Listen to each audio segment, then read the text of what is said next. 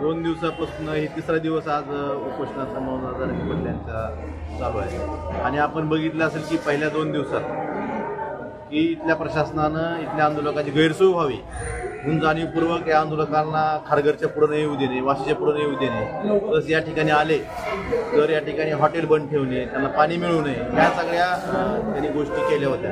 त्यामुळे काल उद्धव ठाकरे साहेबांनी आवाहन केले की मुंबईत आलेल्या एक मराठा समाजाच्या आंदोलकांची सोय शिवसेनेच्या वतीने केली पाहिजे. याचाच भाग म्हणून या शिवसेनेच्या वतीने या ठिकाणी सेंट्रल किचन चालू करण्यात आलेलं आहे आणि हे किचन हे आझाद मैदान लागूनच आहे. त्यामुळे इथं आपण आता बघतोय की दुपारपासून सकाळी वाटप झालं, आताही आपण अन्न तयार करतोय आणि आमची एकच हे आहे की इथं आलेला मराठा आंदोलन एकही उपाशी राहायला नाही पाहिजे, ही जबाबदारी आमची आहे. ही सोय आम्ही कुठेही लांब न करता आंदोलनाच्या ठिकाणीच आम्ही त्यांच्या जेवणाची सोय करतो. मग काय तुम्हाला काय वाटतं आंदोलनाविषयी, आपल्याला काय वाटतं?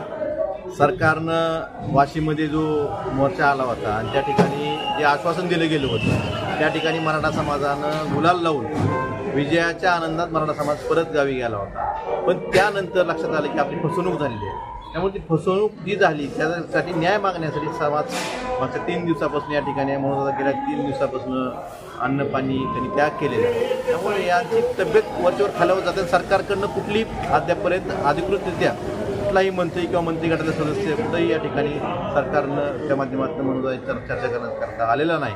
त्यामुळे आमची एवढीच विनंती आहे की आंदोलन चिघळून येता सरकारनं तात्काळ यावर तोडगा काढावा आणि जी आश्वासन तुम्ही दिली होती ती आश्वासनाची पूर्तता करावी.